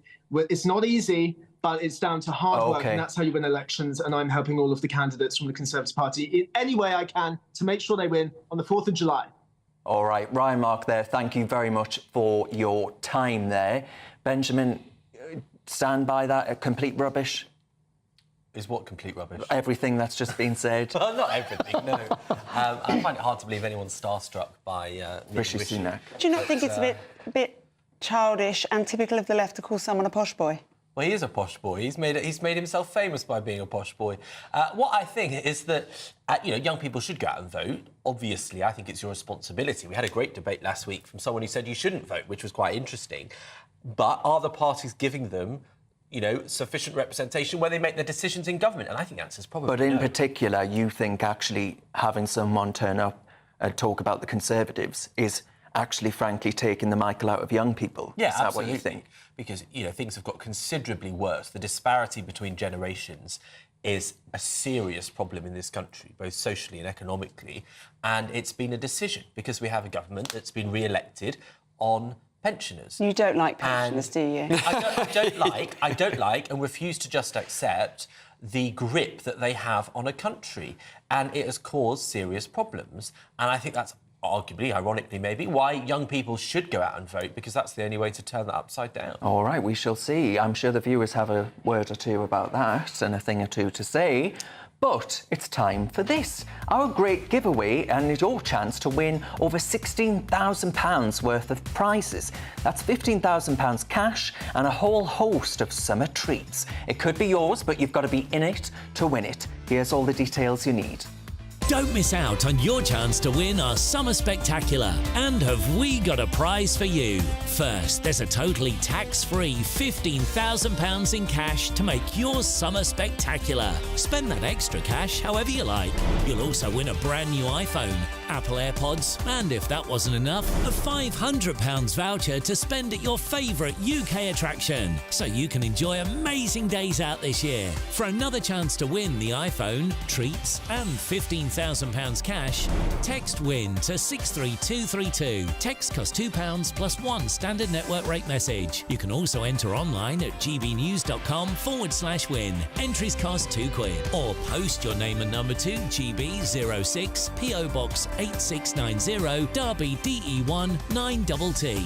UK only. Entrance must be 18 or over. Lines close at 5 p.m. on the 28th of June. Please check the closing time if listening or watching on demand. Good luck. Good stuff. Still to come tonight, James May has been complaining about the pride flag. Was he right? But next, is Nigel Farage right that Reform are now the real opposition? I'm having a week off from trouncing Albi. Actually, that was written before we had that argument earlier.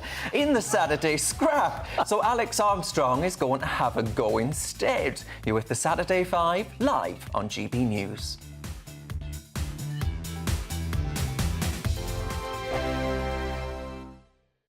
This is GB News, Britain's news channel.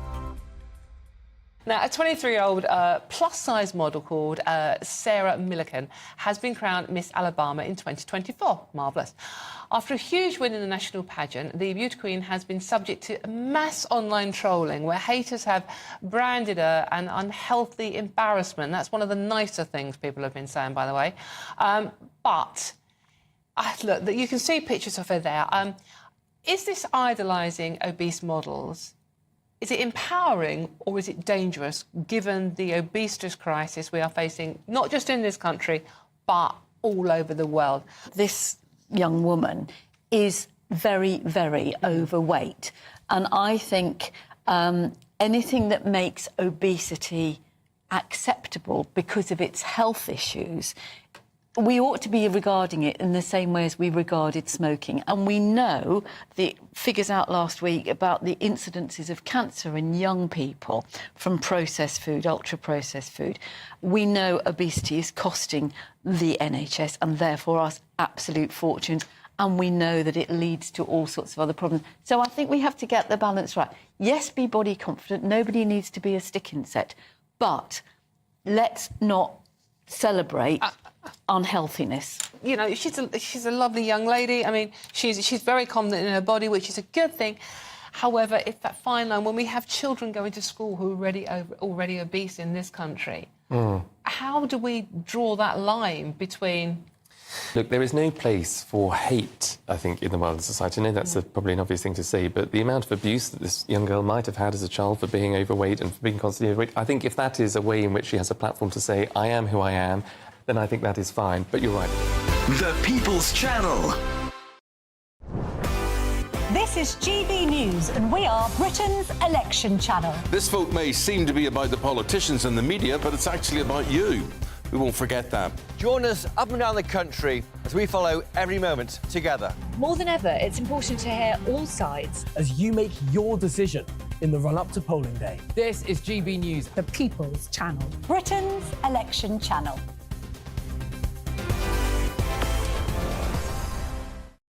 Hi there, I'm Michelle Dewberry, and I'm going to take a second to tell you all about my show, Dubes & Co. We start off with the issues of the day. We then bring in both sides of the argument. We get rid of the disrespect, and then you throw me into the mix. And trust me, I'll tell it exactly how it is. And then, of course, the magic ingredient, you at home. We mix it all together, and what have we got? In my opinion, the best debate show in town. Monday to Friday, 6 till 7 on GB News, Britain's news channel. On Mark Dolan tonight in My Take at 10, GB News celebrates 3 years on air, but will we still be here in 3 years' time? My verdict. In My Big Opinion, Top Gear star James May gets in trouble with the trans lobby. My Mark Meets guest is nasty Nick Cotton from EastEnders, and reaction to Princess Catherine's first public appearance since her cancer diagnosis. We're live at 9.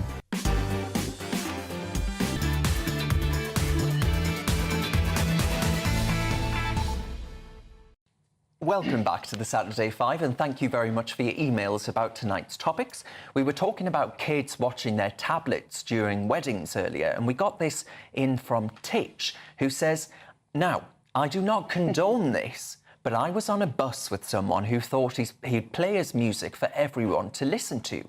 Now, a rather large man went over, grabbed this boy's phone, threw it out the window, and the entire bus erupted with cheers, applause and laughter." Well, there you go. I wish I was on that bus. Yeah. Benjamin's never forgiven him. Now, though, it's time for this.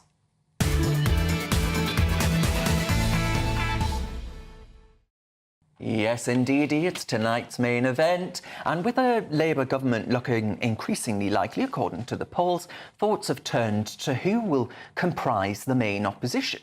Now, the Reform Party leader, Nigel Farage, has said that his party are now the real opposition. Is he right, though? Time to call out the AA, because Albion Ancona and Alex Armstrong are all set to go head-to-head on this, the Saturday scrap. Seconds out, it's round one. Away you go, Alex. Well, look, it's pretty obvious, isn't it? The Reform Party is surging in the polls. It's not only taking votes from Labour, but it's also taking a lot of votes from the Tories, at least 20%. I think that margin is quite a lot higher. But we're also seeing Nigel Farage as possibly the most, well-liked politician on social media. He's surging on TikTok, he's surging on Instagram, he's all over X. The left are complaining about it all day, the Tories are complaining about it all day, and he's constantly being attacked. In fact, he's attacked so much that he's not even going to be allowed to be on the BBC Leaders' Debate. While the big main parties, the establishment stitch-up continues, Reform surge ahead, becoming the real opposition. And let's face it, if Nigel Farage gets his seat, which it looks very likely he will with a 10-point lead at the moment, whatever happens, whatever Tories are left on the back benches, on the opposition benches, he will be the most senior Conservative on that side. Right. Well, there's all sorts of people that say the word senior Conservative. I'm still not really sure what it means, whether or not you're talking about Nigel or whether or not you're talking about me. People have called me a senior Conservative. Oh, you wish. So I'm not really sure what all that was about. But the simple fact of the matter is, Alex, the first past the post political system makes it incredibly hard for Nigel Farage to be the leader of the opposition. Now, Reform might win 1 or 2 seats at the next general election. If there was going to be any party that wasn't the Conservatives that was going to be the opposition leading party, it would actually be more likely to be the Lib Dems. There are, in fact, some polls which suggest the Lib Dems could win more seats than the Conservatives at the next general election. There are no polls that suggest the Reform Party will win more seats than the Conservatives at the next general election, even if they are outpolling the Conservatives by 1% in one poll done by YouGov for the Sunday Times earlier on this week. So I just want to drag you back down to reality. Yeah. And all of your other Nigel Farage lovers out there, you're not going to be the leader of the opposition. Reform are not going to be any bigger than a couple of seats in the next Parliament. That doesn't mean the Tories shouldn't be scared of Reform, but I just want to inject a bit of realism into Alex's argument. Fascinating argument about the Liberal Democrats, because I don't think if you asked anyone, they'd know the difference between the Lib Dems and half the Conservative Party, frankly. So, yes, I do think Nigel Farage will be the Conservative opposition on those benches, because, look, at the end of the day, if the Tories ever want to get back into government again, they're going to have to pull back all those people they lost to Reform. And let's face it, Reform voters are spread out across the country. They are the second place in most red wall seats. The same people that Boris Johnson won over, that the Tories over the last few years, people like Rishi Sunak and Albie, have completely forgotten about because they didn't want them in the party in the first. Well, policies that you endorse, like uncapped immigration, for example, Albie, which red wall voters, which red wall voters. Okay, well, let's ask what we need less immigration. Well, let's say, what have the Conservatives done to lower immigration? What have the Conservatives done to grow the economy? What have the Conservatives done for anybody over the last 4 years? I'd love to hear that and then see how much of a good opposition they'll be in the backbenches. The question is about whether or not Nigel Farage and the Reform Party will be the real opposition. I think I've just illustrated how that is a going to happen. Yes, Nigel Farage. Can you prove otherwise? Yeah, well, he wants low taxes. He wwants immigration to be capped, a range of other things. We could go on all day. But you need to be the second party. But what like I just said, Reform's not going to be the Conservative Party needs to have reform. They need reform back in the party. They're going to get completely trounced. So you're going to tell me that the Conservatives are just going to reject the actual Conservative people, the ones with real Conservative values who are now gone to reform. You're going to completely reject them forever and allow yourself to go into political obliteration. Is that what you're going to do? I don't know. Are you seeing and hearing things? I haven't said that at all. But then that's how you're going to... I actually think we need to unite the right, but does that mean that the Reform Party and Nigel Farage are going to be the real opposition? Well, because they won't be the second Reform party. and the Tories will have to become the same party at some point if there is any chance of the Tories getting back in. So, yes, in some ways, they will be the opposition party, but as I said, Nigel Farage will be the most senior and well-known Conservative figure on those benches, and most of the Tories surrounding him, Priti Patel, Suella Braverman, are going to gravitate to him. They're going to vote together. Let's see what happens. All right, let's have a look at what Benjamin Butterworth thinks, because actually you don't like either of them. No, I mean, I note that you're both dressed in black like you're at a funeral. You are about to lose. I mean, look, why not make Plaid Cymru the official opposition party? Because you're going to have, if you're lucky, about as many MPs as Plaid. And now no one thinks that their 3 or 4 MPs or what it could be is serious. You know, it's completely delusional. And I find it really odd because this surge still takes you to about 1 in 6 votes, right? There's far more for the Labour Party, more than double for the Labour Party what Reform is getting in before you take in the Lib Dems, which are pretty similar. So the idea that the country is crying out for it and that the popular will is for reform is... But if we're talking about opposition in particular, Benjamin, not actually who's going to govern the country, but at least in this election, who's going to be the opposition? I agree with Lord Cameron of Chipping Norton when he says, and other people say, that elections are won from the centre. You can keep trying to appease extremists like Alex Armstrong and Nigel Farage, and you will never win an election. Have you not just highlighted what the problem is here? And the problem is that elections are only won from the centre because we have this ridiculous voting system of first past the post. Which keeps the country moderate. Right, we're going to... It's been hardly moderate the last few years. Moderate. We're going to reach a point... But what happens, Benjamin, when we reach a point where, let's just say, Nigel Farage and his party get 6 million votes and 1 seat? What's going to happen then is people are going to sit back and say, hang on a minute, this is ridiculous. This voting system has to change. They're going to wake up. No party has done that before. You know, they might get the same votes as the Lib Dems, and the Lib Dems get 60 seats and they get 1. But it happened with the SDP. And then the voting system didn't change after the SDP Liberal Alliance back in the 80s or whenever it was. This isn't the first time we've been in this position where there's been a third party that's been polling very well in the 20% region. I think the SDP got in their heyday, and it only translated into no seats, in fact. And we didn't change the voting system then. And what I find really interesting, actually, with this whole thing about changing to proportional representation is the same people who want proportional representation were against the referendum on voter reform. When was it? In 2014? 11. Alternative... Was it the alternative vote? The AV vote. So I don't really understand. You've got these people that want changes to how we vote, but then when we had the opportunity to change the way how we vote, I voted against it because it wasn't a brilliant system. No. But also, we weren't seeing this complete divide in society where working people on the street don't feel they're represented. Yeah. We weren't seeing that. The situation has changed. I've changed my mind. We also didn't have 750,000 people the size of Birmingham coming here every year, and we also didn't have the cost of living crisis because of the cost of living crisis and everything else. Well, the point Alex is making is that the people are political dissatisfied. The established parties, the centre they're two sides of the same cheek. Well, bottom, I was going to say. I keep on arguing this point. The centre ground no longer exists where you think it does in the left and the centre ground parties. It doesn't sit there anymore. The left have dragged it so far over to the other end of the scale. Everything on the other side seems right wing. So whatever you say, you want to control your borders. Is that right wing? You want to have freedom of speech? Is that right wing? You don't want transgender ideology? Yeah, you're called far right, and it's absolutely insane. And you're going to see that rebellion. And I think reform, they might not do well in this election, but I can guarantee you the one after and the one after that, if the Tories don't get their act together, reform will absolutely be the opposition and party. for you to sit there and accuse people of being extremists, that's exactly why Labour lost the red wall, you know, because of people like you. I don't think Albie should be nervous about people like Alex and reform, because you're utter nonsense that you just said. You are trying to speak to the country. I just told you a fact. You think that political parties can speak to the country they wish they had rather than the country that actually exists. That's where Corbyn went wrong. And you kind of... The attitude is basically, we tell them they're wrong for long enough, eventually they'll realise we've got it all right. That's the just... people aren't... We're not telling the people that. They're telling the political establishment that enough is enough. Let me finish, Armstrong.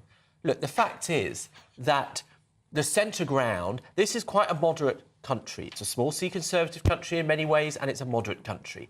And I like first past the post because it makes it very difficult to have any outcome other than a strong government. The reason Britain has been prosperous and successful and stable and never had the kind of dangerous... And stable and successful. Our economy is growing 0.1% a year. Relative to the rest of the world, we are. Of course we are. And we've had pretty good growth with the exception of recent years. And dropping. And that is because our politics stays in a similar place. The fact that... And it's failed to keep us in positive figures. Far more people in this country like moderate Labour and moderate Conservative views than like your view is an endorsement of this country. But we'll see. We'll see how much longer that goes on for. We'll see. Whether that's true. Well, we will, because you're about to have the biggest Labour landslide in history. Well, for example, the lowest turnout. The polling suggests people actually massively reject votes at 16 votes for children, for example. There's the political class not speaking our language. There you go. Still ahead, though, we take all your questions in Ask the Five. But next, in Bunch of Five, we've got AI cops, we've got James May criticising pride flags, and then, finally, someone who gets an honour and they actually deserve it. That's a nice story. Oh, well done, Duran Duran lead singer. And good to see Alan Bates, I joke, of course, get a nod as well. You're with the Saturday 5 live on GB News.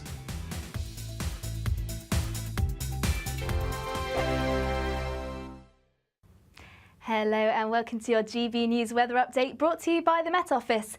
Well, it's going to be quite an unsettled weekend with some showers, some longer spells of rain, even some thunder at times this evening. And it's all because of this area of low pressure which is swirling around the UK, sticking around for Saturday and also Sunday. Into this evening, we'll see plenty of showers move their way across the UK. These are a little bit heavy at times, particularly across central areas. And we'll also start to see some longer outbreaks of rain move their way southwards into parts of Scotland. And a fair amount of rain around tonight, which means it's going to be a mild night on offer. So to start off on Sunday then, these outbreaks of rain will slowly move their way southwards across parts of Scotland. This could be a little bit heavy at times, particularly as it does push up over the hills. Elsewhere, it's going to be a bit of a mix, some clearer spells, but also still the odd shower at times too. A little bit blustery across the northwest of Scotland and a little bit blustery for a time across southern parts of the UK, but winds generally easing by the time we reach Sunday morning.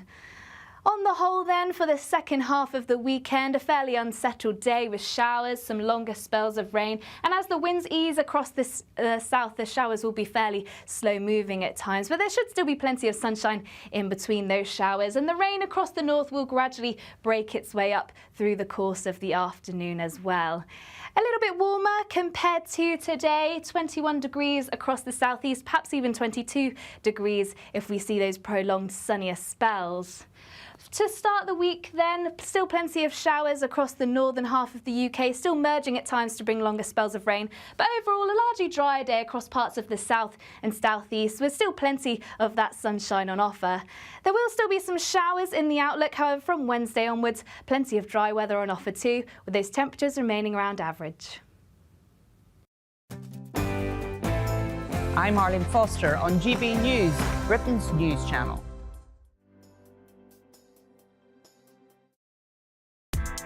Join me, Nana Akweer, for an informative, interactive news programme with a difference.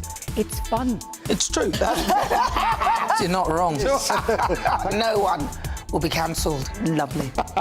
Join me from 3 p.m. every weekend, only on GB News, Britain's news channel. Are the newspapers getting you down? My wife didn't divorce me that month. Struggling to separate the wheat from the chaff? I know that it's a bit of a circus at the best of times. Well, don't worry, Headliners has got you covered. We'll take the burden of reading the day's news, and if we get depressed, who cares? It's an occupational hazard, frankly. That's Headliners on GB News from 11 p.m. till midnight, and the following morning, 5 till 6 a.m. on GB News, the comedy channel. Nah, just kidding. Britain's news channel.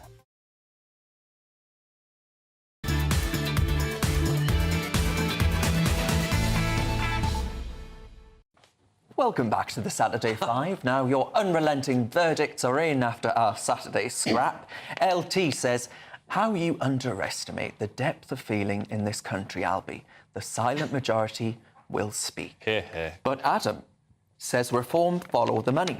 They are not truly for everyday people. And Adrian says, sorry, don't fool yourself.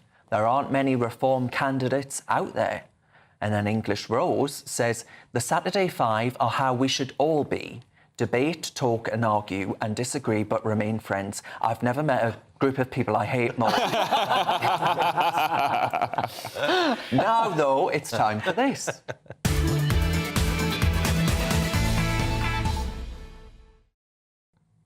Who's getting us off? It's me. So, well, the camera's on me, so it's got to be me. I don't know who's getting you off tonight, Darren. But I can tell you who has set Twitter on fire earlier on this week. It was, of course, the former star from Top Gear, James May, said about pride flags in a tweet, whilst I have observed and admired what you have achieved over my lifetime, may I respectfully suggest that you are borderline guilty of too much bunting.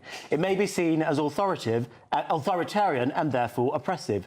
Please remember that some terrible things which you would do well as not to be allied began with too much bunting. World War II, for example. Nice flag, though. So this was James May talking about the pride flags which are hung in central London on Regent Street, basically saying, you can see these images there, and basically saying that this is too much bunting, and some people were even arguing that he was comparing it to Nazi Germany. But for radio listeners, this is rows and rows down Regent Street, right? And rows and rows. And rows and rows. It looks like Benjamin Butterworth's flat. It's absurd. It is, actually, and I've got nothing against pride flags, but I personally think it's just too much. People it's everywhere. I don't think people minded when it was 1 or 2 pride flags, but what do you make of this, Benjamin? You're looking at me like I'm some sort of far-right bigot.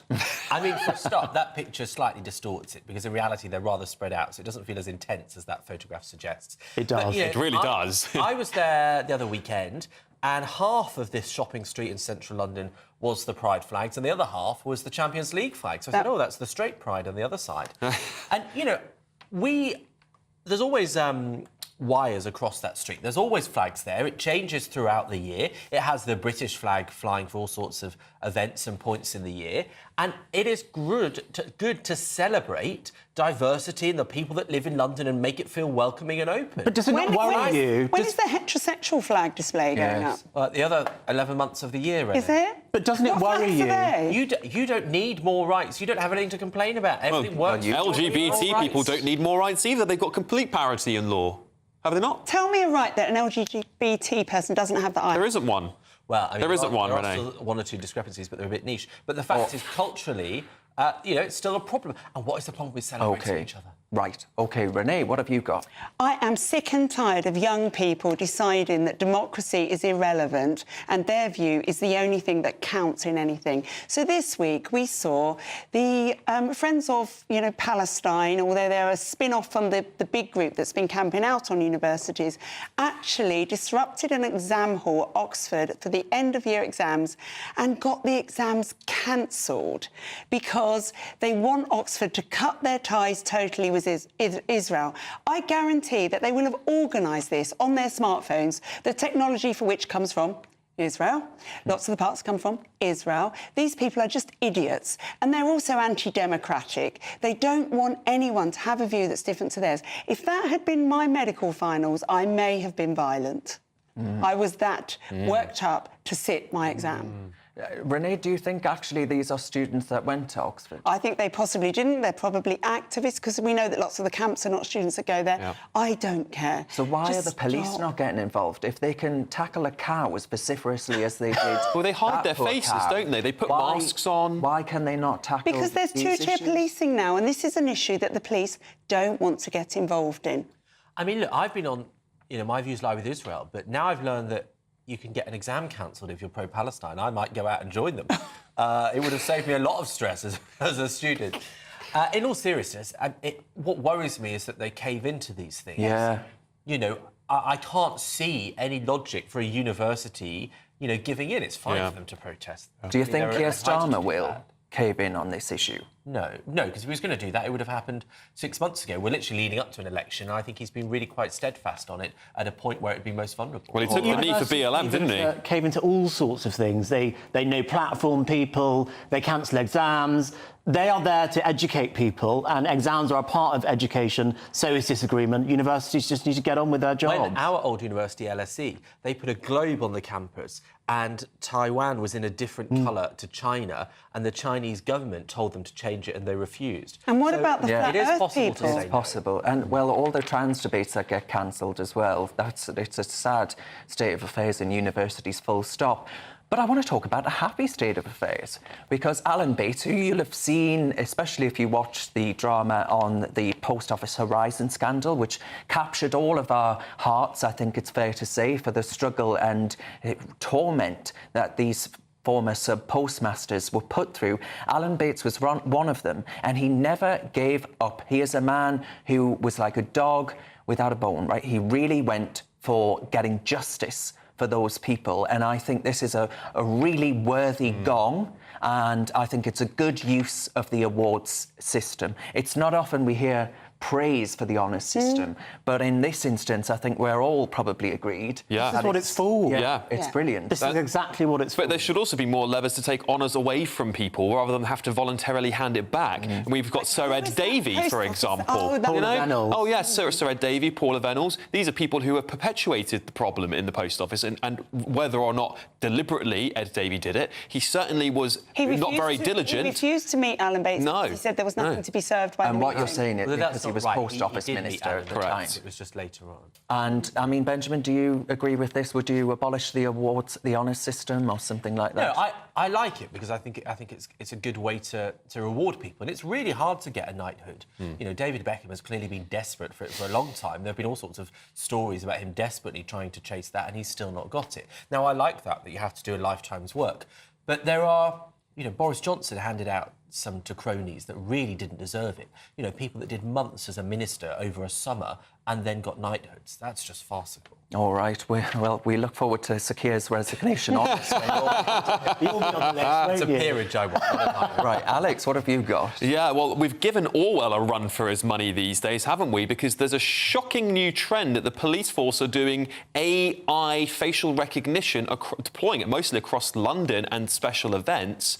And this is really quite disturbing, because I don't know when the public gave their authorization for such Orwellian-natured security protocols to be put in place. I certainly don't remember voting for it at any of the elections. So my question is, are we heading to this sort of bizarre Orwellian security state? We've been one of the most surveilled nations in the world for a very long time. People were having these arguments in the 2000s when CCTV was first being rolled out. Look, I don't really mind there being a lot of CCTV. I actually feel a lot safer when there's CCTV around. Safe in London? Well, I just sort of think if you've got nothing to hide, what's wrong with CCTV? But they get the police get the CCTV, especially in London, and then they choose not to do anything. Well, we had that. What's the I mean, point? look, we're actually... what's worrying me about 1984 and Orwell is not that actually it was very prophetic and has predicted the future, but actually they've used it as their instruction manual. And we saw this week that the IOC gave instructions to journalists about words that they were not allowed to use during the Olympics. That's called newspeak in 1984. It's really scary. What's shocking about the whole AI stuff as well is that we had the acid attacker, I forget his name, and he didn't even get caught. Abdulazadi. What do you think about it all? Well, I have a friend, I do, honestly, and he was beaten up by somebody and mugged by somebody that had started in Sainsbury's, and he asked Sainsbury's for the CCTV, for the police, and they said no. They said they wouldn't do it. The police had to personally request it, and then when they did, it was too many days later, and they got rid of it. So I thought, what's the point in all this surveillance if it's not used? Yeah, I completely agree. What have you got, Ben? Mine is about a cow limping on, and it's not actually Darren. In Surrey, a police car was looking for a cow that had escaped from where it's meant to be, and it was hit by the marked vehicle, and then the police car, stopped over it when it was injured in the ground. Now, you can see parts of that footage there, so I hope it's not too shocking for you. The RSPCA have basically said it doesn't look quite right to them. They want to know what's happened.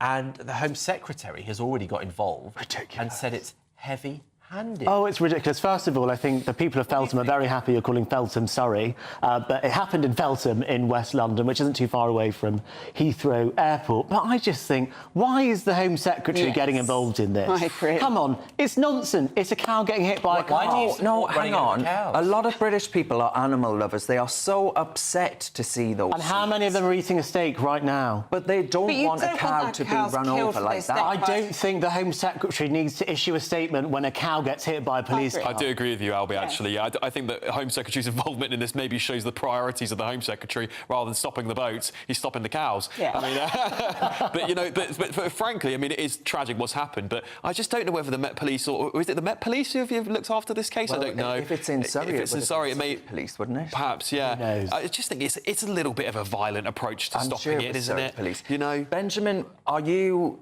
of the view that actually...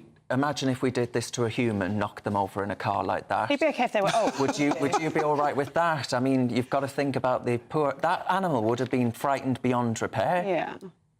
What are you asking? I'm asking, do you think actually we should approach it like we would the police hitting a human being?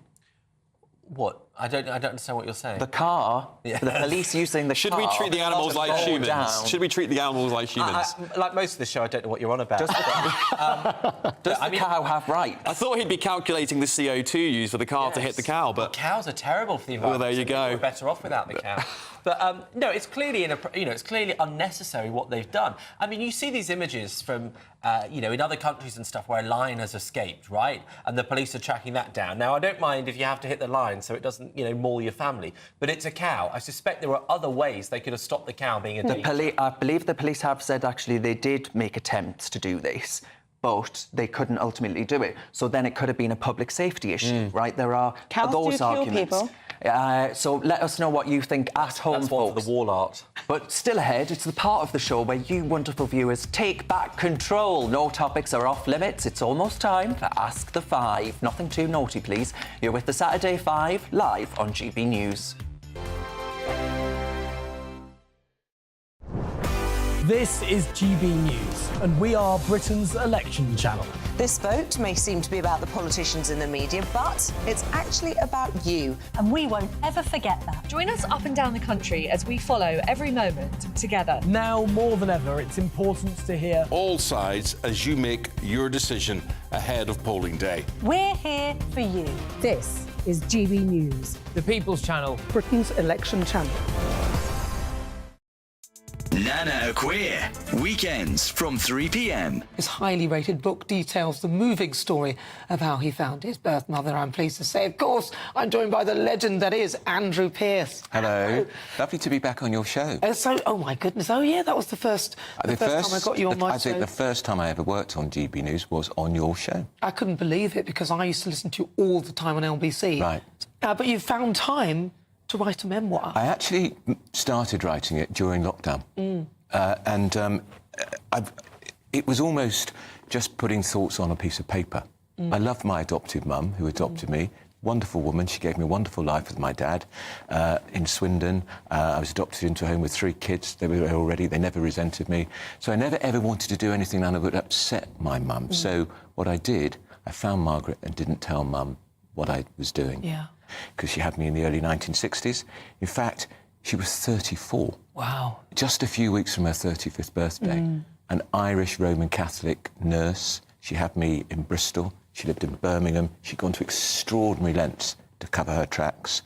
And I was in the orphanage for the best part of 3 years. And she used to visit me regularly because she thought at some point she'd be able to give me a home. But I'm not sure how that was ever plausible because it's the early 1960s and single mothers were the devil incarnate. They really were social pariahs. So it was going to be very difficult for her. You probably wondered who she is. Yeah. And who your father is as well. Yeah.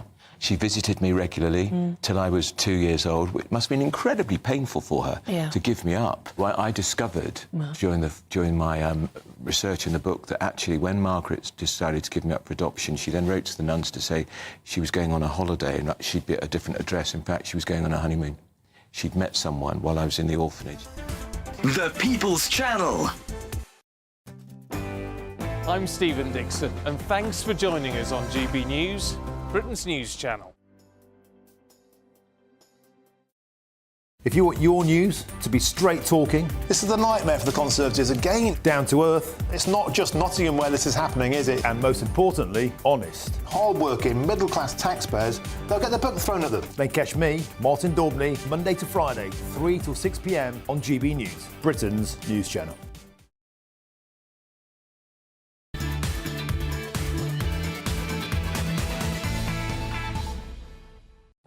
Welcome back to the Saturday 5. No emails on tonight's topics right now because it's time for this.